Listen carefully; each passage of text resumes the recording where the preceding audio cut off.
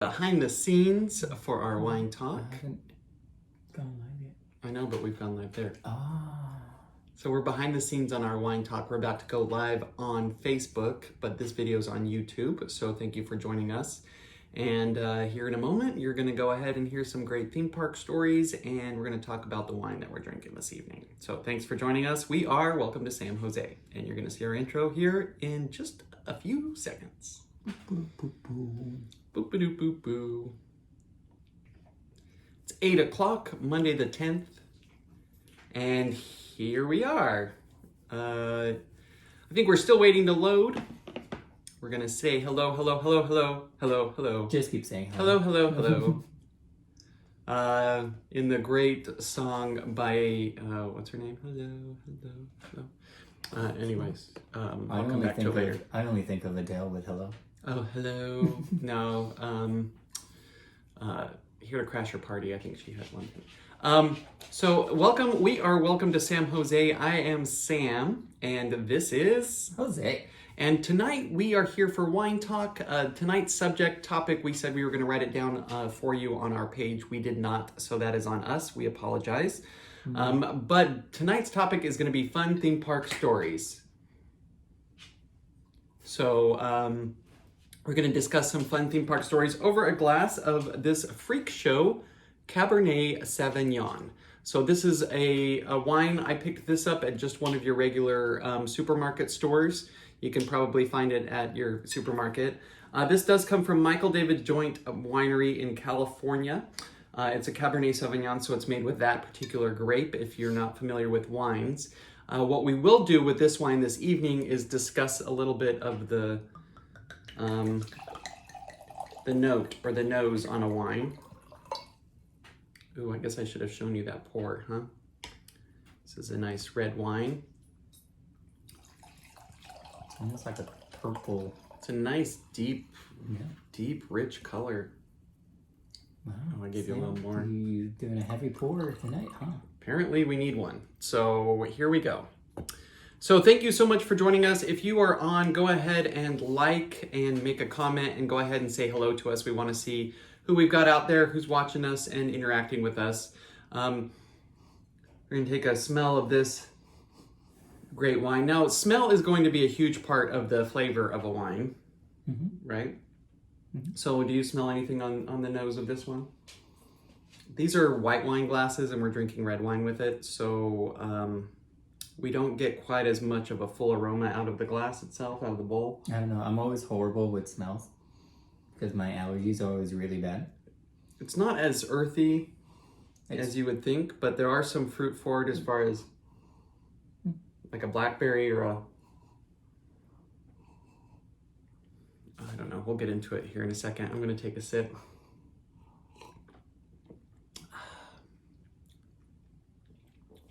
Ooh, it's a nice cap.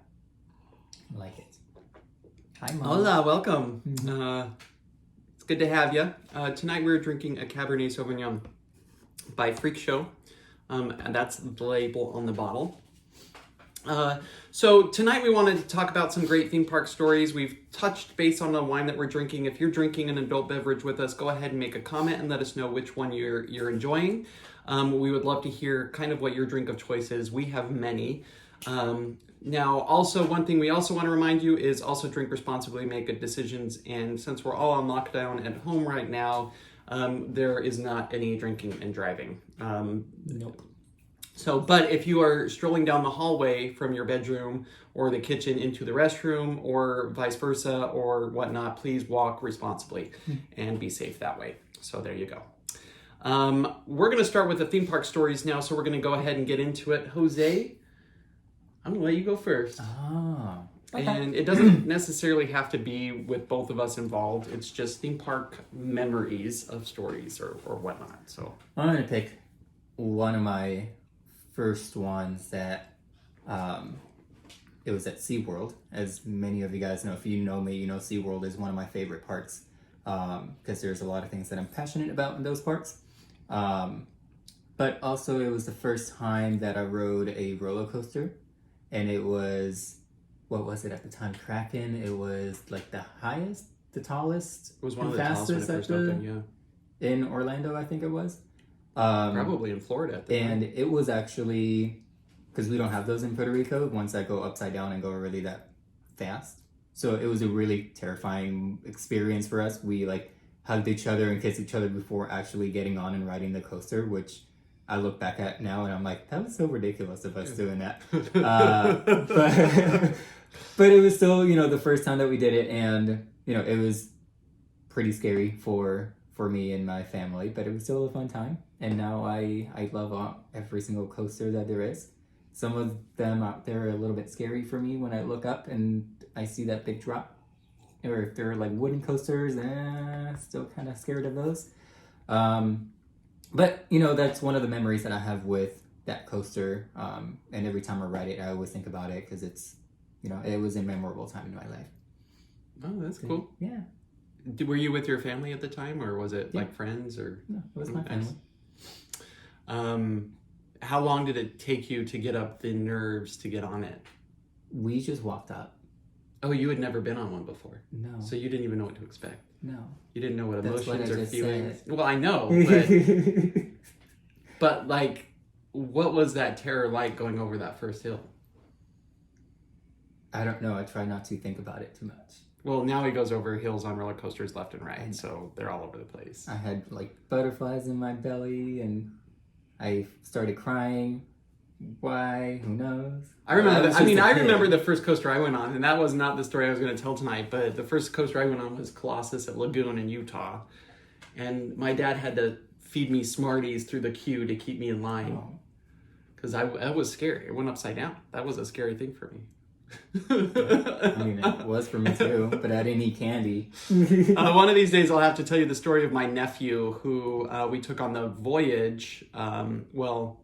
The voyage at Holiday World.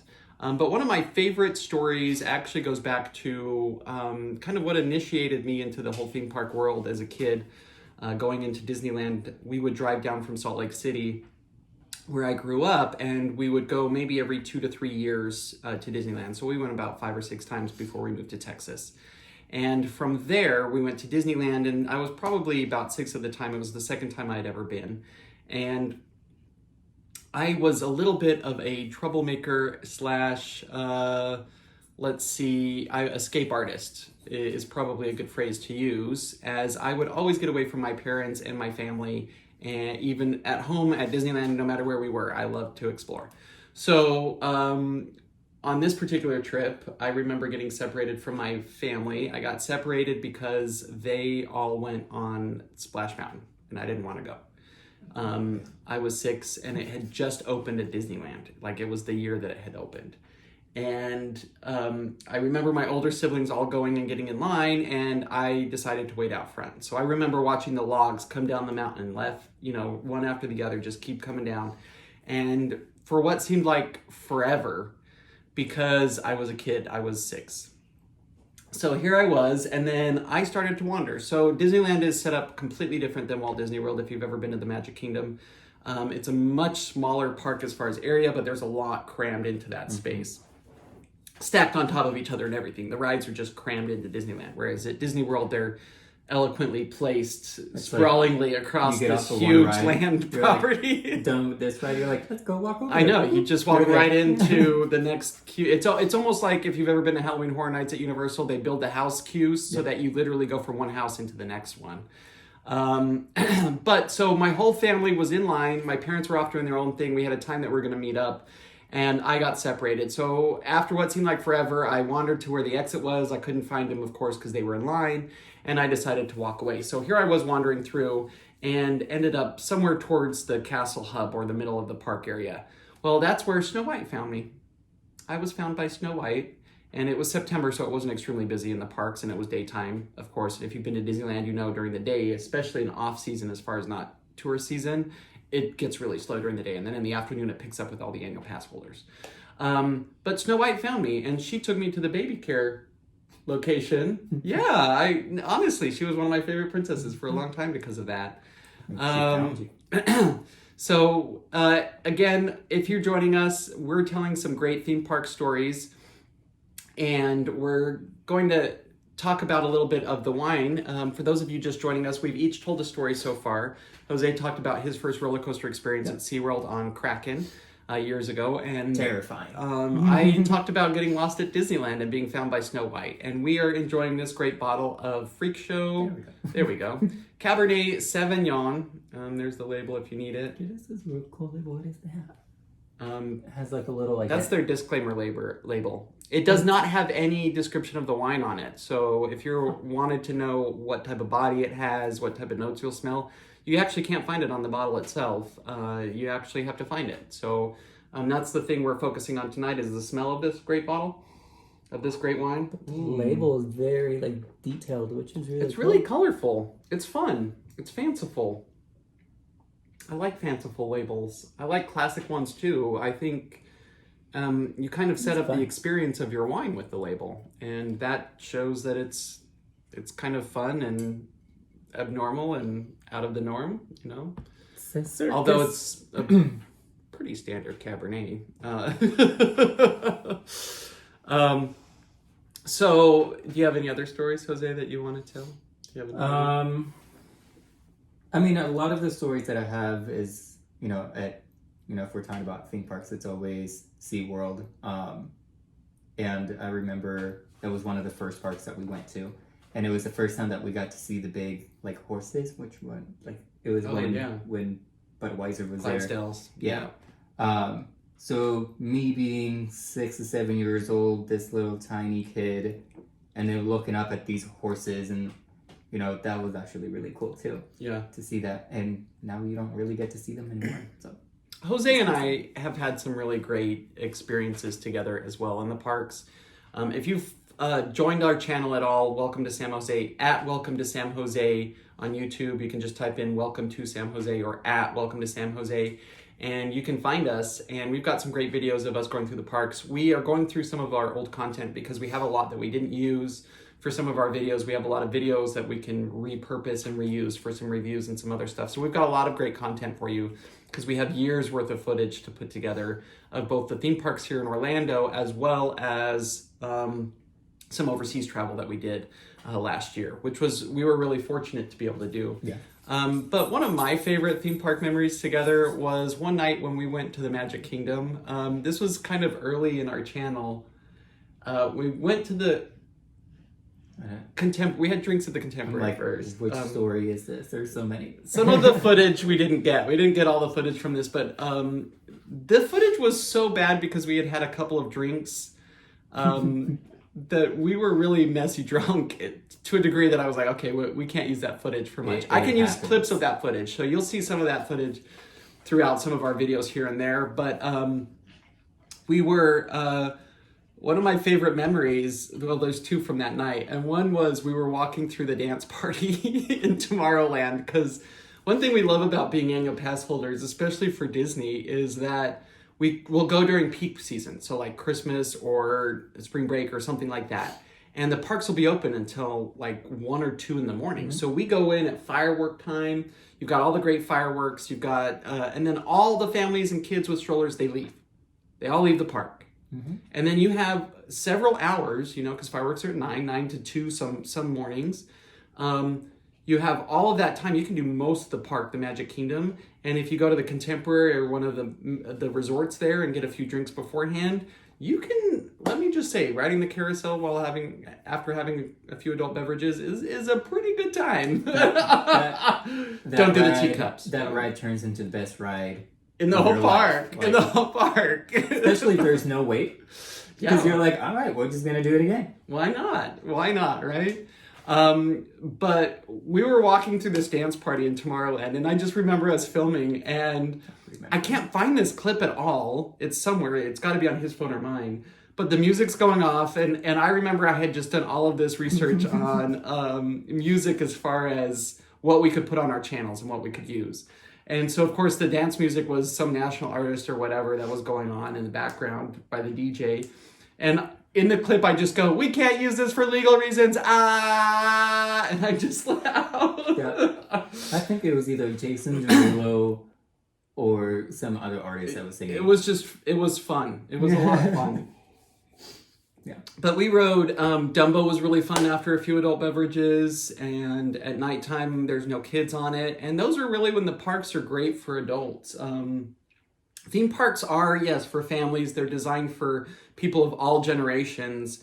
But I think we as humans just need escapism. We need to be able to separate ourselves from the world that we live in. And theme parks kind of allow us to do that in a very safe, to most degree, right?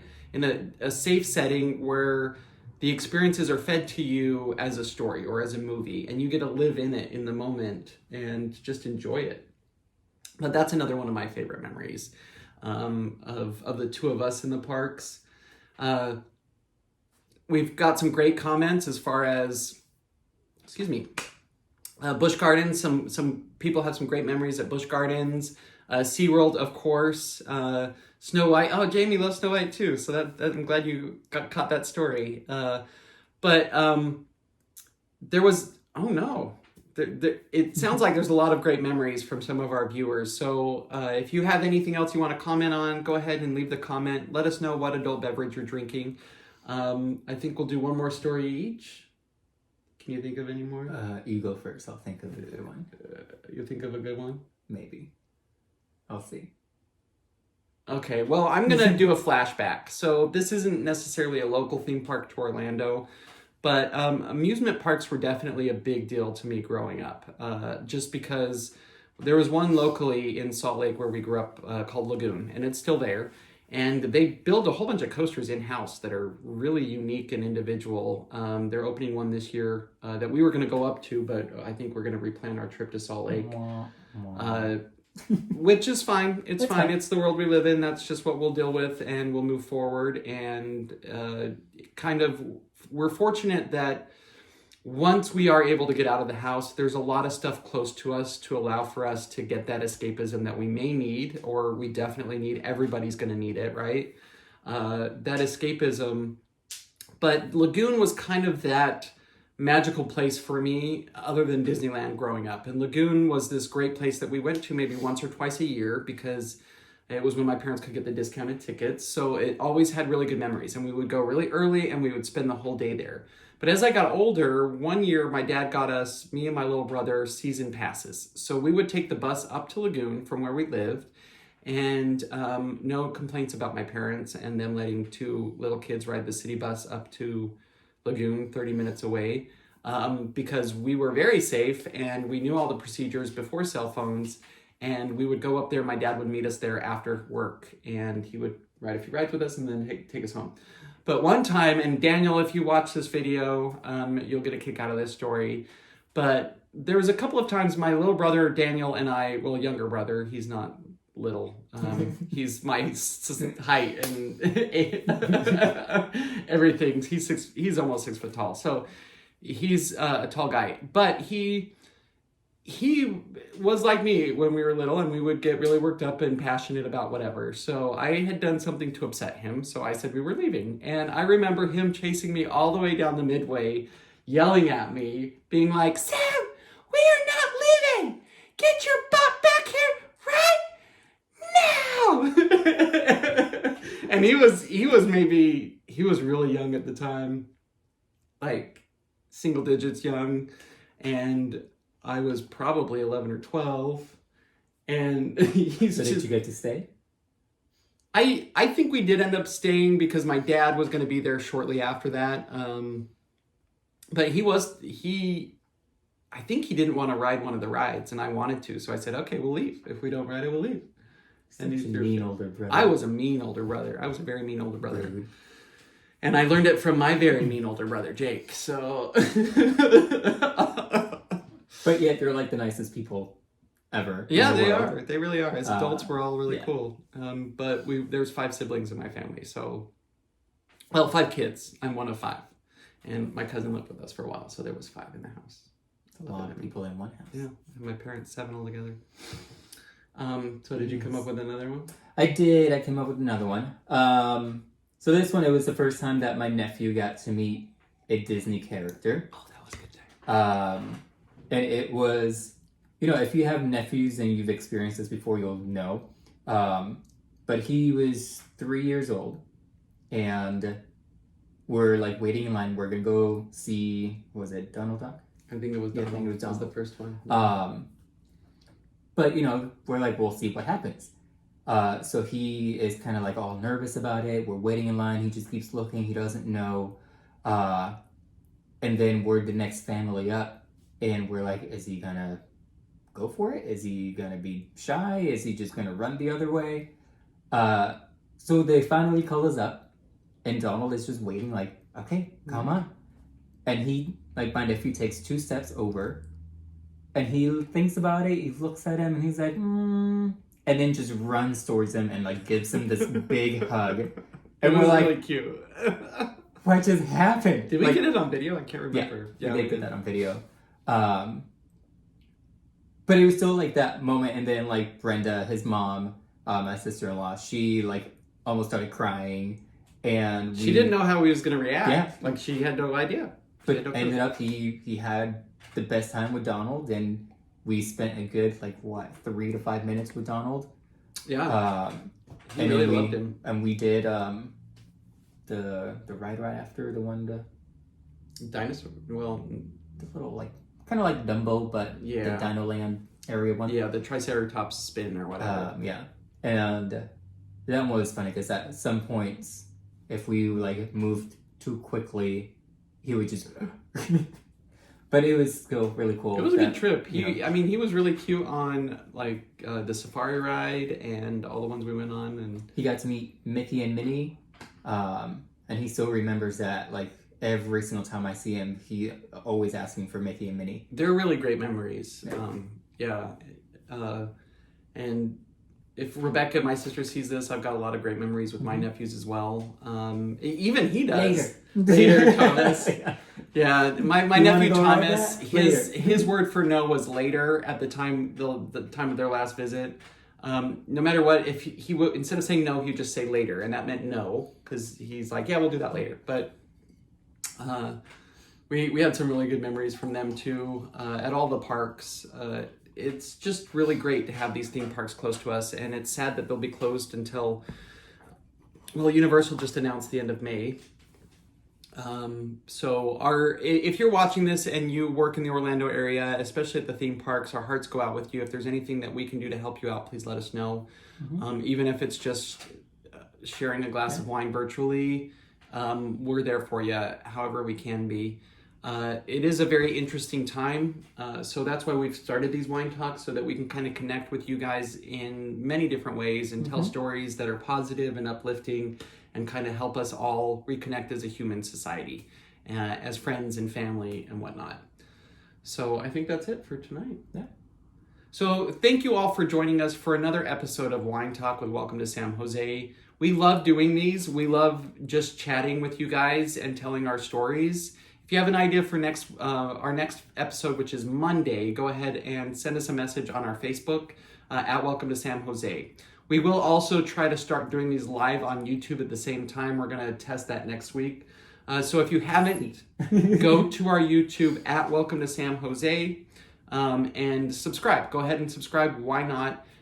Take a look at some of the videos and maybe share one of them. Share your favorite one. Today we just posted 2 new ones.